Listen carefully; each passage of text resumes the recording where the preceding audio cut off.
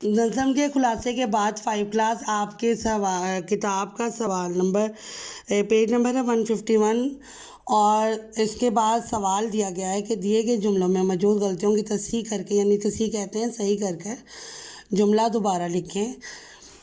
اس کی ایک مثال آپ کو دی گئی ہے، بچہ نے ماں سے 10 روپے مانگے، تو یہ بولنے میں ہی غلط لگ رہا ہے۔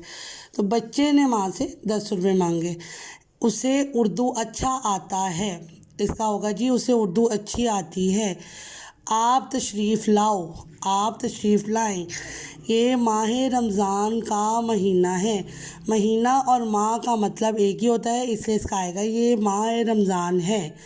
یہ بات سن کر مجھے بڑی حیرانگی ہوئی، یہ بات سن کر مجھے بڑی حیرانی ہوئی۔ آپ کو کس نے کہا ہے، آپ سے کس نے کہا ہے۔ آپ کب واپس لوٹیں گے، آپ کب واپس آئیں گے۔ مجھے قائد اعظم کے اوپر مضمون لکھنا ہے، مجھے قائد اعظم کا مضمون لکھنا ہے۔ بے فضول باتیں مت کرو، بے فضول نہیں بولا جاتا، اسے بولا جاتا ہے جی فضول باتیں مت کرو۔ تمہارے کو کہاں جانا ہے، تمہیں کہاں جانا ہے۔ تم نے اتنا شور کیوں ڈالا ہوا ہے، تم نے اتنا شور کیوں ڈالا ہے یا مچایا ہے۔ میں اس وقت سب کے درمیان میں بیٹھا ہوا تھا، میں اس وقت سب کے درمیان میں بیٹھا تھا۔ سب بچیاں کہاں گئی ہیں، سب بچیاں کہاں ہیں۔ ان جملوں کو میں نے آپ کو دکھا رہی ہوں، آپ نے ان جملے کو دوبارہ صحیح کر کر اپنی کاپی پر لکھنا ہے۔